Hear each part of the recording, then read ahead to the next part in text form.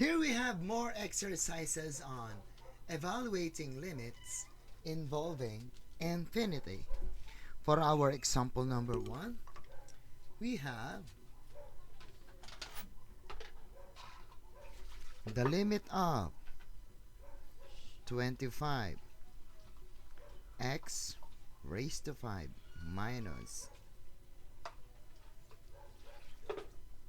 1/3 x raised to 7 as x approaches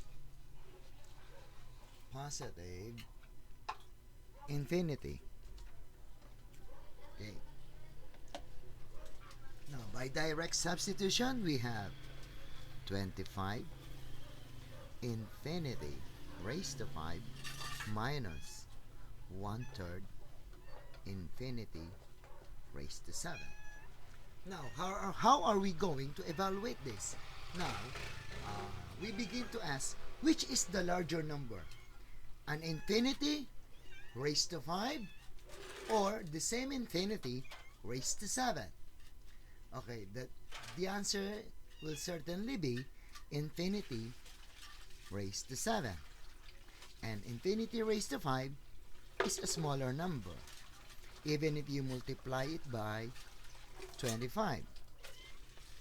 So, when you subtract a larger number from a smaller number, what do you get? You will definitely get a negative number. And since this is an infinity, the answer is a negative infinity. Okay. For our example number 2, we have the limit of 1 over x squared minus 25 as x approaches negative 5 from the negative side. Okay, let's draw the graph to have an idea of its direction. So here is 0. Suppose this is the negative 5.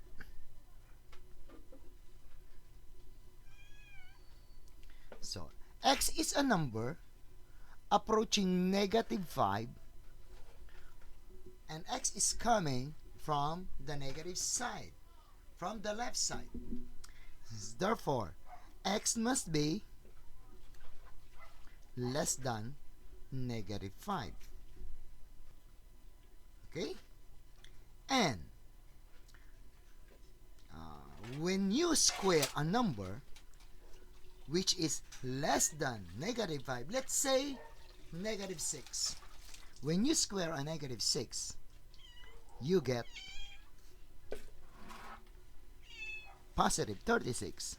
And when you subtract 25 from positive 36, you get a positive answer.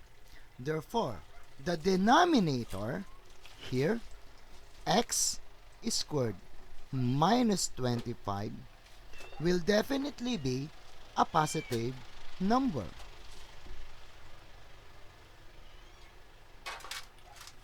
And when 1 is divided by a positive number which is approaching 0, so this is short of saying that x is approaching 0 from the positive side here.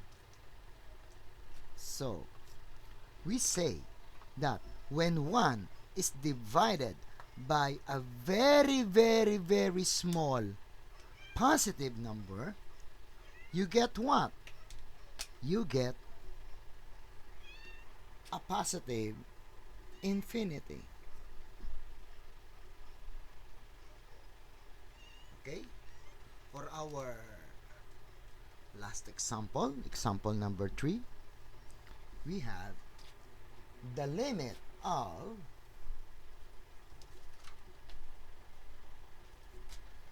1 divided by x squared minus 9 and x is approaching negative 3 from the positive side. Okay, here it is. Now we draw the graph.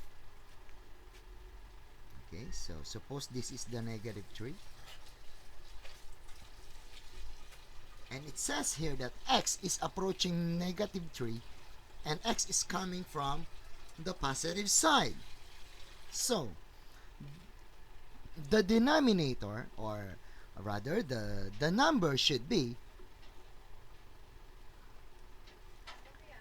x must be greater than negative 3. Okay?